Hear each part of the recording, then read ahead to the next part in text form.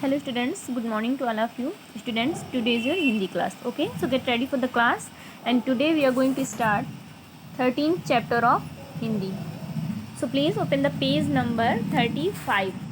Okay students, and पाठ का नाम क्या है आपका? सूरज सा ही चमक उठोगे. ठीक है, क्या आप जानते हैं कि सूरज की तरह नियमित दिनचर्या का जो पालन करते हैं वे अवश्य सफल होते हैं.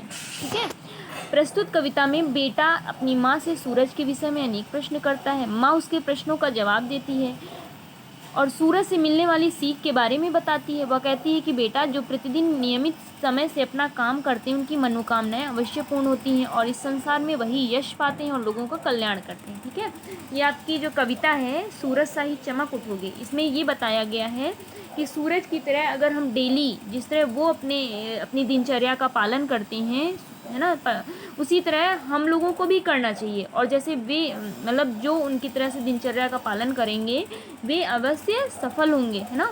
और इस कविता में एक बेटा होता है और एक माँ होती है. तो बेटा जो है अपनी माँ से सूरज के विषय में बहुत सारे क्वेश्चन करता है, बहुत सारे प्रश्न करता है ना, और माँ जो है उसके प्रश्नों का क्या देती है, जवाब देती है. और सूरज से जो हमें सीख मिलती है उसके बारे में उस अपने बेटे को बताती है ना, और कहती है बेटा जो प्रतिदिन नियमित समय से अपना काम करते हैं, मतलब जो हमेशा अपने काम को अच्छे समय से करते हैं उनकी मनोकामनाएं अवश्य पूर्ण होती हैं, उनकी विशेष हमेशा पूर्ण होती हैं और इस संसार में वही जो है यश पाते हैं और लोगों का क्या करते हैं, कल्याण करते हैं, है ना. तो यहाँ पे देखिए ये पोयम आपकी, ठीक है, यहाँ पे देखिए लिखा हुआ है बेटा. पहले जो है बेटा क्या कहता है कि माँ यह मुझे बता दो, है ना. वो अपनी माँ से कहता है माँ यह मुझे बता दो सूरज नित्य कहाँ जाता है, मतलब सूरज जो है डेली कहाँ जाता है, क्यों होते ही सुबह पुनः नभपथ पर आ जाता है. और सुबह जैसे ही होती है फिर से वो नभपथ का मतलब होता है, नभ का मतलब होता है आकाश, है ना, और पथ का मतलब होता है रास्ता, और नित्य का मतलब है रोज या हर एक दिन. तो बेटा कहता है माँ यह मुझे बता दो कि सूरज हर दिन कहाँ जाता है और क्यों जैसे ही सुबह होती है सुबह फिर आकाश के रास्ते में आ जाता है ना, नभपथ पर आ जाता है. तो फिर माँ क्या कहती है, बेटा दिन भर चलते चलते जब सूरज थक जाता करता तब आराम सवेरे,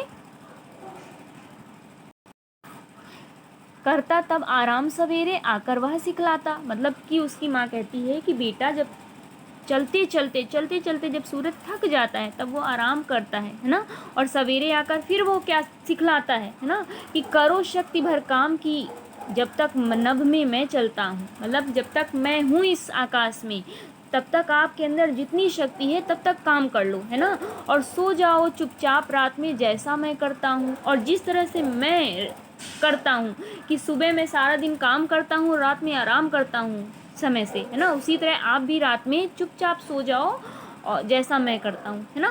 किंतु सुबह होते ही जग जाओ मत देर लगाओ, और जैसी सुबह होती है तुरंत जग जाओ मत देर लगाओ, है ना.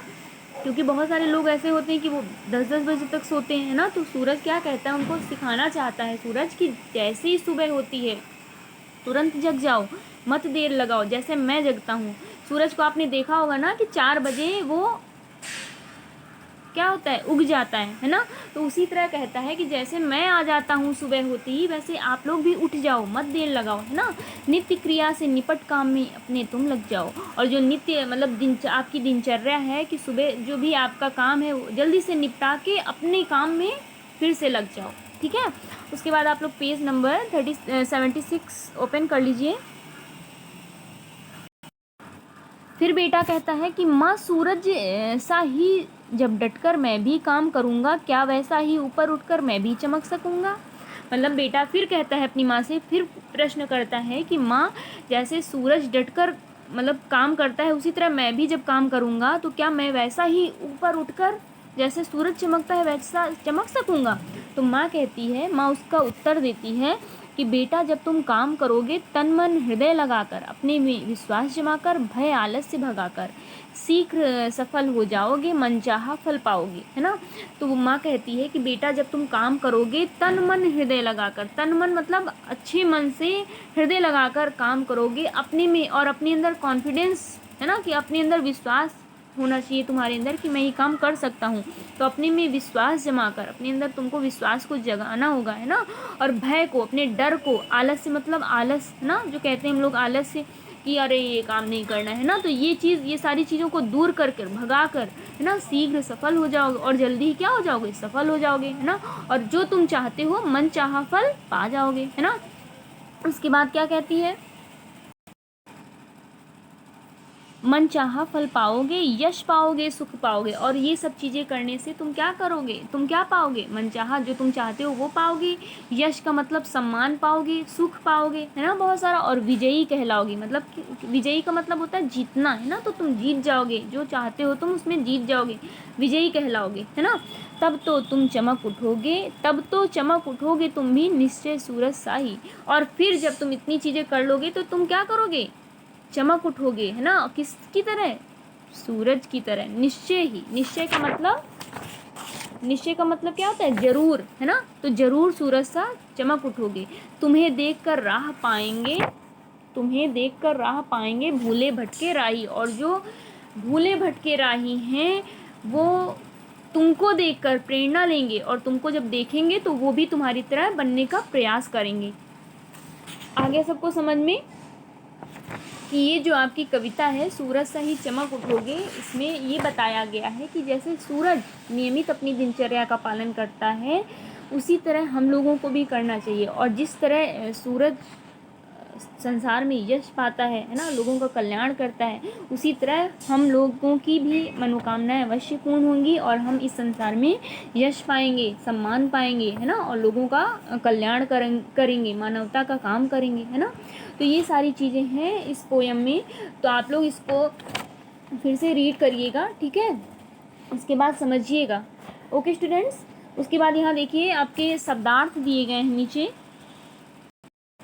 शब्दार्थ है आपका नित्य, नित्य का मतलब होता है रोज या हर एक दिन, है ना।